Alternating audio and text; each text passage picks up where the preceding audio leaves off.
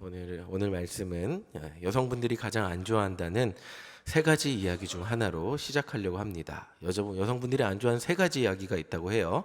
군대, 축구, 정치 이야기라고 합니다. 그 중 세 가지 중 하나 뭘까요? 그 중에 정치 얘기는 하면 좀 그렇고 축구 이야기를 하려고 합니다. 그림 보여주세요. 그림. 자, 손흥민이라는 선수 다들 들어보셨을 겁니다. 그렇죠? 아시죠? 나는 손흥민도 모른다 하시는 분은 정말 축구에 관심이 없는 분들일 텐데, 저 가운데 있는 동양인 남자가 손흥민이에요. 다 아시죠? 자, 지금 영국 축구팀 토트넘 핫스퍼라는 팀에서 거의 에이스로 활약을 하고 있습니다. 근데 지금 설명을 좀 드려야 되는데, 토트넘 핫스퍼라는 팀은 작년에 영국 리그에서 3등을 해서 올해는 유럽 대항전에 진출을 했어요. 그래서 이 유럽 대항전에서 우리나라의 손흥민 선수가 8강전에서 이 맨체스터 시티라는 강팀을 만나서 2골을 넣는 엄청난 활약을 하죠. 그래서 4강에 나가게 됐는데, 이 4강 첫 번째 경기에 못 나왔어요. 경고를 많이 받았고 옐로 카드 많이 받으면 못 나오잖아요. 그래서 출전을 하지 못했습니다. 그리고 이 토트넘이라는 팀은 네덜란드의 아약스라는 팀, 이제 이 팀이 잘하는 팀은 아닌데 요즘 잘한다 그래요. 그래서 손흥민 없이 1차전에서 그 다음 그림 보여주세요. 졌을까요? 이겼을까요? 1대0으로 졌습니다. 손흥민 없이 1대0으로 졌어요. 그리고 이번 주 목요일 새벽, 맞을 거예요. 목요일 새벽 2차전을 했어요. 자고 일어나서 새벽 예배 가기 전에 잠깐 이렇게 핸드폰으로 뉴스를 키니까 보여주세요. 그 다음 그림. 2대0으로 지고 있었어요. 그래서 에이씨 안 봐야지.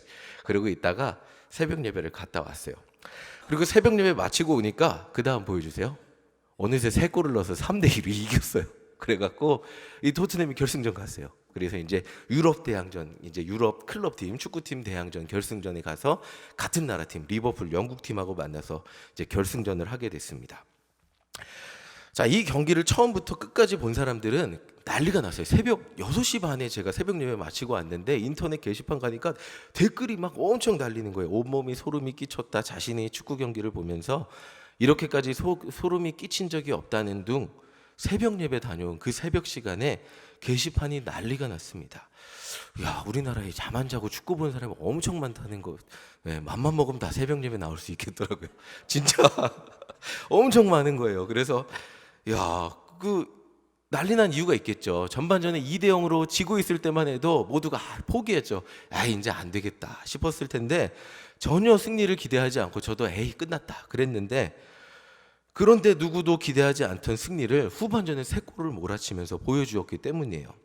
당연히 이길 경기를 이겼다면 사람들은 기뻐하지 않겠죠. 우리나라 쇼트랙이 금메달 따면 좋아하긴 하지만 은메달 따면 뭐라 그러잖아요. 그런 것처럼 이렇게까지 기뻐하진 않았을 거예요.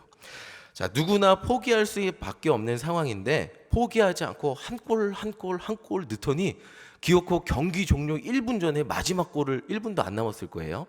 이제 90분 시간이 다 지나가고 5분 추가 시간 줬는데 95분에 골을 넣었으니까 이제는 게임이 이제 마지막 슛이었는데 그때 골이 들어가서 이긴 거예요. 특히 이 선수가 루카스 모우라라는 선수인데, 이게 주전이 그러니까 잘하는 선수가 아니고 후보 선수였는데 이날 들어가서 3골을 넣었어요. 그래서 이겼어요. 자, 감동이 되는 이유는 이 선수에 대해서 못한다는 편견이 있었는데 보란 듯이 이겨내고 이 선수가 그렇게 중요한 경기에서 3골이나 넣어서 이겼기 때문일 거예요. 자, 마지막 3번째 골이 들어가자 감독이 오열하는 모습이 카메라에 잡혔어요. 그 다음 그림 보여주세요. 이렇게 3번째 골이 들어가니까 감독이 그냥 다리에 힘이 풀려 주저앉아 버렸어요. 그냥 너무 감동이 자기가 견딜 수가 없으니까 그냥 저렇게 주저앉아서 오열하는 모습을 보여줬습니다. 자, 이 마음이 어땠을까? 많은 사람들이 이거 그림만 봐도 알 수 있겠죠. 이 감동이 어떻게 자기가 주체할 수 없는 감동, 역전을 감독 자신도 기대하지 못했던 이 역전이 일어나니까 이런 주체할 수 없는 감동을 이렇게 오열하는 모습을 볼 수 있었습니다. 제가 이 축구 얘기를 원래는 좀 동영상 보고 싶었는데 예배 시간에 축구 경기 보는 건 아닌 것 같아서 이렇게 설명을 드렸는데, 제가 요즘 계속해서 사도행전을 설교하고 있어요. 이렇게 교회력을 따라서 설교를 하다 보니까 이제 사도행전이 이제 부활절 이후에 나오는 것 같아요. 근데 이 사도행전이라는 걸 쭉 읽으면서 느끼는 게 이 복음의 역전 드라마와 같다는 것을 느끼게 됩니다. 예수님이 죽으셨을 때 아무 힘도 능력도 없이 그냥 무참한 죽음 같았어요. 세상 사람들 아무도 안 알아주고. 근데 이 예수님의 십자가 죽음과 부활의 복음이 어떻게 세상 가운데서 아무리 핍박당하고 괴롭힘당하고 전하지 못하게 괴롭혀도 전파되는가 보여주는 말씀이 사도행전이라는 말씀이라는 생각이 들었어요. 자, 예수님이 십자가에 죽으셨을 때 모두가 다 예수님은 졌다고 생각했을 거예요. 근데 예수님의 부활로 희망이 시작되기 시작했습니다. 근데 그때까지는 아직 역전을 위한 아무런 발판이 일어나진 않았어요. 예수님이 하늘로 올라가시고 성령님이 제자들 가운데 오신 후에 이제 뭔가 복음의 역전의 능력이 나타나기 시작했습니다. 갑자기 베드로가 나타나갖고 막 복음을 전하니까 5천 명이 회개하고 4천 명이 회개하고 병자가 일어나기 시작해요. 이 당시 예수님을 십자가에 못 박은 종교 지도자들은 자신들이 이겼다고 생각했을 텐데 갑자기 베드로가 나타나고 병자도 고치고 이러니까 당황하기 시작합니다. 그래서 어떻게 하죠? 엄청나게 핍박하죠. 이제 전하지 못하게 막 하고 스데반을 어떻게 하죠? 뭘로 쳐 죽이죠? 돌로 쳐 죽입니다. 자, 예수님의 십자가 복음이 전파되기 시작하자 가장 거세게 저항하고 핍박했던 사람이 오늘 본문에 등장하는 사울, 나중에 사도 바울이 되는 사람입니다. 자, 이 사람이 뭘 했죠? 이단, 예수님 믿는 이단들을 잡아갖고 핍박하고 예수님 믿지 못하게 하는 게 이게 자신이 하나님께 할 수 있는 최선의 충성이라고 생각했어요. 그래서 정말 최선을 다해서 핍박했죠. 자, 예수님을 만났던 그날도 대제사장에게 다마스커스, 다메섹이라는 동네에 예수님 믿고 전하는 그것을 이제 박해할 수 있는, 잡아올 수 있는 권한을 받아서 잡아 넣으려고 다메섹으로 가는 중이었습니다. 자, 예수 믿는 사람들에게는 이 사울이라는 사람보다 악명 높은 사람이 없었을 거예요. 근데 놀랍게도 이 사람이 예수님 만나요. 이 정말 한번 우리 다 알지만 장면을 한번 보겠습니다. 사도행전 9장 3절 4절 우리 함께 읽어보겠습니다. 시작. 사울이 길을 가다가 다메섹에 가까이 이르더니 호련히 하늘로부터 빛이 그를 둘러 비추는지라 땅에 엎드려져 들음에 소리가 있어 이르시되 사울아 사울아 내가 어찌하여 나를 박해하느냐 하시거늘. 자, 이제 사울이 이제 다메섹에 사는 사람들 다 잡아가서 이제 핍박하려고 하는데 갑자기 하늘로부터 빛이 임하고 음성이 들리기 시작합니다. 그리고 뭐라고 했죠? 사울아 사울아 어찌해서 나를 박해하느냐. 사울이 깜짝 놀라서 이렇게 대답합니다. 5절 자 보여주세요. 함께 읽겠습니다. 시작. 대답하되 주여 누구시니까 이르시되 나는 내가 박해하는 예수라. 지금까지 하나님을 위해서 열심히 산다 그랬는데 예수님 한번 못 만나본 사람이에요. 그러니까 이론적으로 우리로 따지면 이론적으로 하나님 열심히 믿던 사람들이에요. 우리 그런 모태 신앙들 많으시잖아요. 내 열심으로 때로는 아니면 교회 어려서부터 다녔기 때문에 뭐 정들어서 아니면 하나님 열심히 내 노력으로 믿는 그러니까 이 사울이라는 사람은 자기 노력으로 최선을 다해서 하나님 믿던 사람이에요. 근데 어디까지나 이게 자기 노력으로 정말 노력의 끝판왕이라고 할 수 있죠. 거기까지 믿었던 사람이에요. 그런데 예수님을 만나니 당연히 예수님 누군지 모르죠. 누굽니까? 라고 물어봅니다. 예수님 음성이 들리는데 당신 누굽니까? 라고 물어봐요. 그때 예수님이 이렇게 얘기합니다. 나는 내가 박해하는 예수라. 자, 이 사울에게는 지금이 굉장히 중요한 시점이에요. 지금까지는 예수님 가짜라고 생각했고 예수님 믿는 사람들을 핍박하는 것이 하나님이 기뻐하시는 일이라고 생각했는데 지금 자기 가치관이 완전히 무너진 순간이에요. 예수님이 가짜 예수님이 진짜로 등장하기 때문이에요.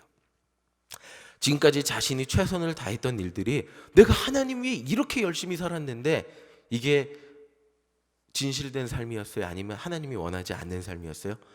하나님이 원하지 않는 삶이라는 것을 깨닫게 되는 순간이에요. 이 장면이 최고 핍박자 사울이 변하여 최고 이방인 복음 전도자로 변화되는 시발점이라고 할 수 있습니다. 뭐 아까 축구 경기로 따지자면 뭔가 이제 이 역전의 시발점이 되는 거예요. 자, 이 사도 바울이 회심을 하는 이 시점이 복음 전파에 있어서 굉장히 중요한 시점이 돼요. 지금까지는 십자가 복음을 전하는데 굉장히 고전을 했어요. 물론 복음의 능력이 나타나서 열심히 전하기는 하는데 유대인들이 너무 핍박을 하니까 이렇게 숨 한 번 제대로 쉬지 못하고 몰래 이렇게 전했어요. 그러다 잡히기도 하고. 근데 이 핍박의 정점이 있는 지금으로 따지면 누구라고 할까? 예수님 믿는 사람을 가장 핍박하는 그 사람한테 예수님이 나타난 거예요. 그래갖고 변화된 거예요. 핍박의 선봉 대장이 예수님 만났습니다. 이제는 예수님의 십자가 복음이 핍박 속에서 승기를 잡고 예수님을 전하게 될 수 있는 가장 강력한 아군을 얻게 되는 순간이에요. 그 사람이 누구죠? 사울이란 사람인 거예요. 실제로 사울이 회심을 하고 예수님을 전하기 시작하자 사도행전 9장 31절에 이렇게 적혀 있어요. 지난주 봤던 말씀인데 함께 읽어보겠습니다. 시작. 그리하여 온 유대와 갈릴리아 사마리아 교회가 평안하여 든든히 서가고 주를 경외함과 성령의 위로로 진행하여 수가 더 많아지니라. 이게 사울이 회심하고 복음 전한 다음에 나온 본문이에요.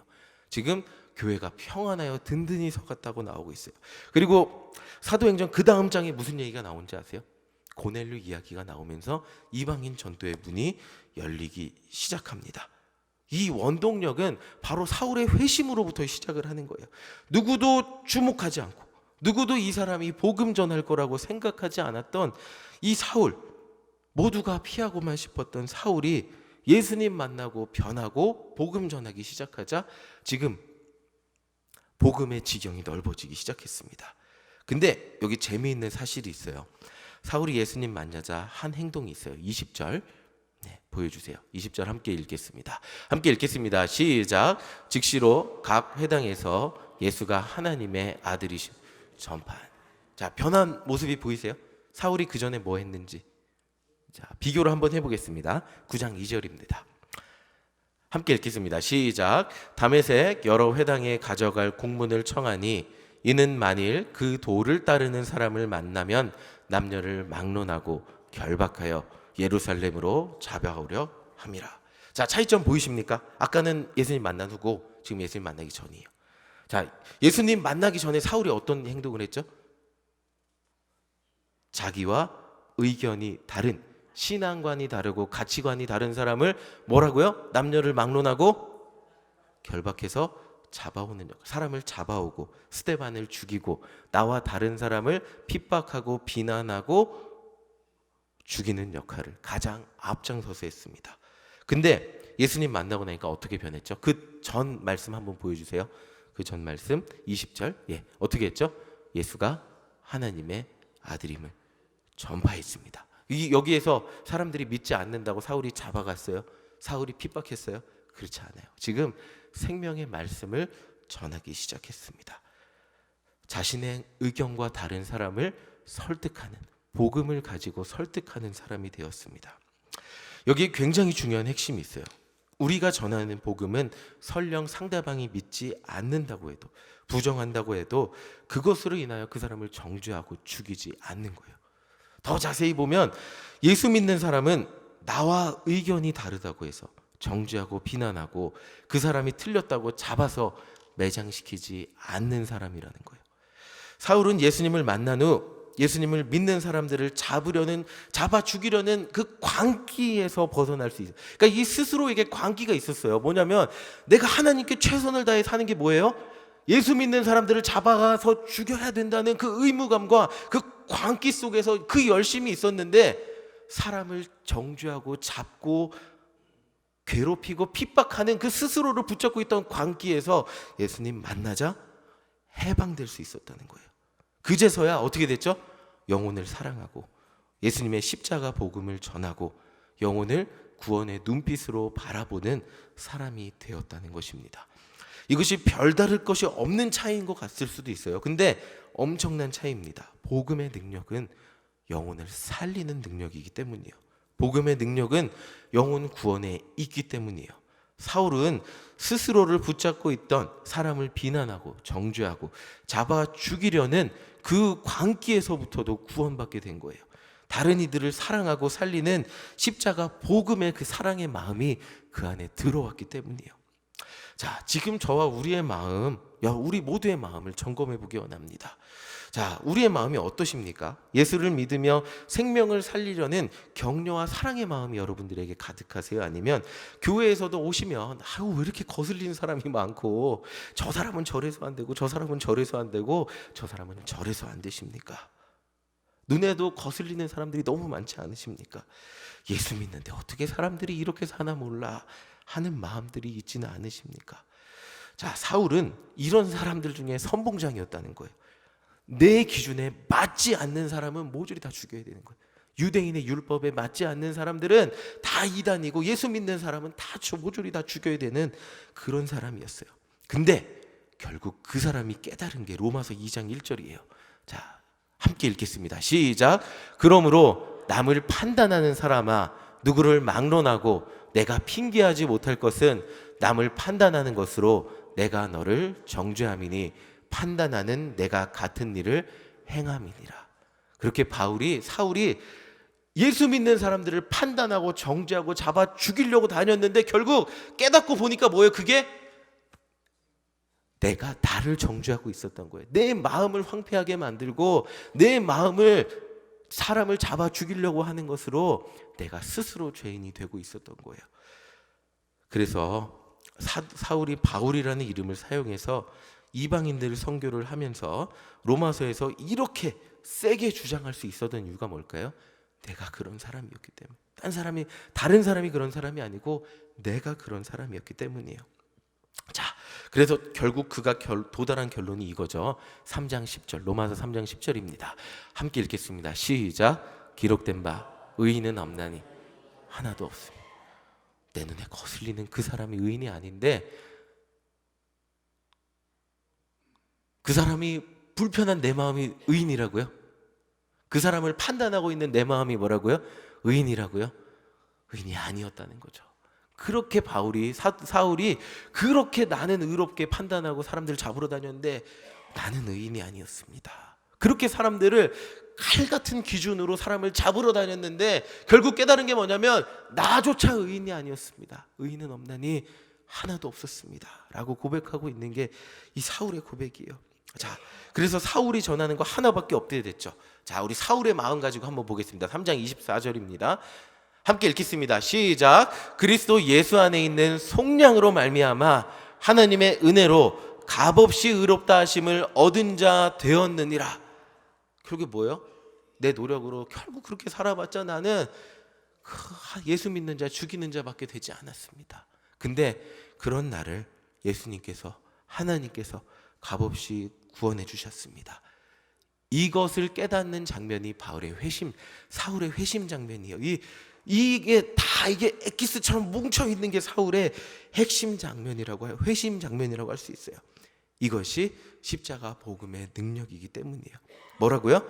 남 탓하지 않고 남을 죄인으로 보지 않고 내가 구원받았음을 감격하는 것. 죄인인 내가 구원받았음을 감격하는 것.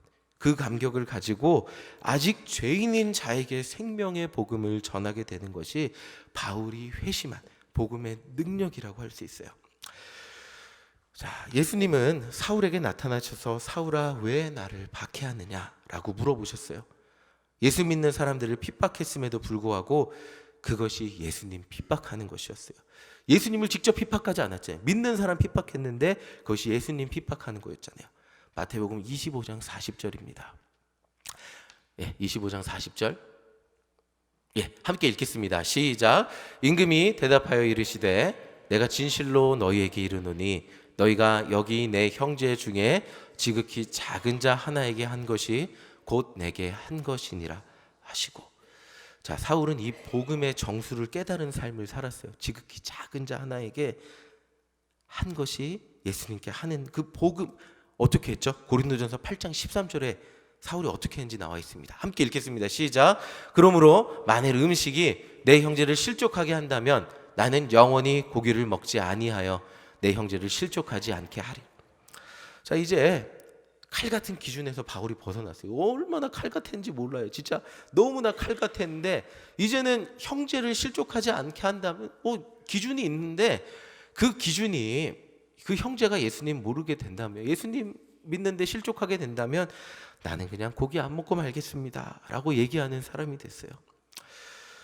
자, 오늘 말씀을 보면서 바울의 회심을 보면서 옳고 그름에 그렇게 자기 의에 빠져서 자기 기준에 빠져서 내 기준이 이게 하나님 기준이 아니었어요. 내 기준에 옳고 그름에 빠져서 하나님 기준인 양 살았던 바울이 내 기준을 내려놓고 회심한 것을 보면서 이제는 영혼 구원을 위해서 내려놓는 사람이 되었다는 것을 보게 됐어요. 이것을 보면서 느낀 것은 복음은 불빛과도 같다는 거예요. 예수님의 십자가에서 마치 굉장히 작은 촛불 같이 희미해졌어요. 불빛이, 복음의 불빛이. 근데 이제 사도행전에 그 예수님 복음의 불빛이 성령이 내려오면서 조금 이제 옮겨 붙기 시작했습니다. 근데 이제 그 불빛이 막 사람들한테 붙잡 꺼트리려는 막 그런 운동이 일어나죠. 핍박하기 시작하고 계속 괴롭히기 시작하고, 그리고 그것을 최전선에서 끄려고 했던 소방관 사울에게도 그 불이 옮겨 붙은 거예요. 어떻게 보면 사울에게도 옮겨 붙어 갖고 사울에게 활활 타오르기 시작했습니다. 그래서 복음을 전하는 자가 되었습니다. 그 복음이 힘을 얻기 시작하더니 핍박의 세력을 이제 이겨나가면서 복음이 로마 세계 전체로 퍼져나가는 모습을 보여줍니다. 그 복음은 자기 희생과 헌신의 복음입니다. 신기한 것은 자기 희생의 복음인데, 신기하죠? 사람들이 다 예수님의 제자로 변했어요. 믿으라고 강요하고 핍박하고 칼을 들이대지 않았는데 이상하게도 다 예수님의 제자가 되었어요. 자, 말씀을 보며 아까 말씀드렸지만 여러분들 모습이 먼저 보이세요? 아니면 아직 부족해 보이는 저 권사가 이 말씀을 들어야 되는데, 저 집사님이 이 말씀을 들어야 되는데 먼저 보이십니까? 하나님 앞에서 죄인인 내 모습이 먼저 보이는 우리들이 되기를 원합니다.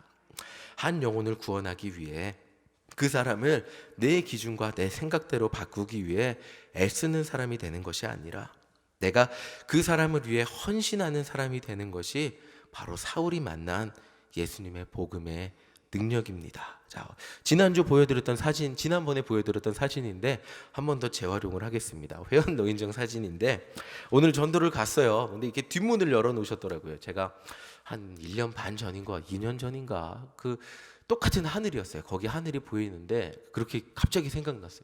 그 하늘을 보면서 하나님, 제가 여기 어떻게 전도합니까? 막막해요. 이렇게 한숨을 쉬는데 그 이제 김순옥 성도님이라고 오셔갖고 여기서 뭐 하세요? 이래갖고 아무것도 아니에요. 기도하고 있어요. 이러고 왔던 기억이 나요. 근데 오늘 그 똑같은 하늘을 봤어요. 똑같은 하늘을 봤는데 하나님 감사합니다 라는 기도가 나왔어요. 근데 제가 이 2년 동안 이분들을 제 기준에 맞춰서 좀 교회에서 오면 좀 막걸리 좀 그만 드세요 라고 얘기했던 적도 없었던 것 같아요. 그리고 교회 다니면 이렇게 다녀야 된다 저렇게 다녀야 된다 한 적도 없는 것 같아요. 그저 매주 잘해드린 것밖에, 교회에서 워낙에 우리 교회에서 잘해주시니까 그걸 가지고 가서 잘해드린 기억밖에 없는 것 같아요. 그리고 찬양하고 복음 전하고, 그것만으로 복음이 전해져서 오늘은 다 여러분들 교회 다니시니까 자, 입으로 축복해야 됩니다. 감사해야 됩니다. 그러니까 고개 끄덕이는 모습들을 봤어요. 자, 참으로 은혜스러운 것은 이 사도행전을 계속해서 읽으면 읽을수록 복음이 어떻게 승리하며 퍼져나가게 되는지 보게 된다는 거예요. 한번 사도행전 집에 가서 쭉 읽어보세요. 힘이 없는 것 같았던, 핍박당하고 작은 불빛 같았던 이 복음이 어떻게 이렇게 쫙 꺼지지 않고 퍼져나가게 되는지 가슴이 뜨거워지는 것을 보게 됩니다. 모두가 졌다고 생각하고 끝났다고 생각했던 그 순간 복음이 조금씩 타오르기 시작합니다. 그리고 사도행전 맨 마지막, 지난번에 보여드렸는데 어디서 끝나죠? 바울이 로마에서 복음 전하는 것으로 끝나요. 그리고 그 사도행전이 이어져서 로마가 국교가 되고 온 세계로 퍼지게 됩니다. 한 번 붙은 십자가 복음의 불은 이 세상 누구도 끌 수 없다는 것을 사도행전은 선포하고 있는 거예요. 마지막 절을 보세요. 꺼지지 않고 복음이 전파되고 있다고 이야기하고 있습니다. 자, 오늘 이 말씀을 듣는 여러분들의 환경은 어떠하세요? 여러분들에게 복음의 불이 붙었다면, 여러분들에게 영혼 사랑의 불이 붙었다면 그 불은 꺼지지 않고 그 옆으로 붙어가게 될 것입니다. 저는 그것을 확신합니다.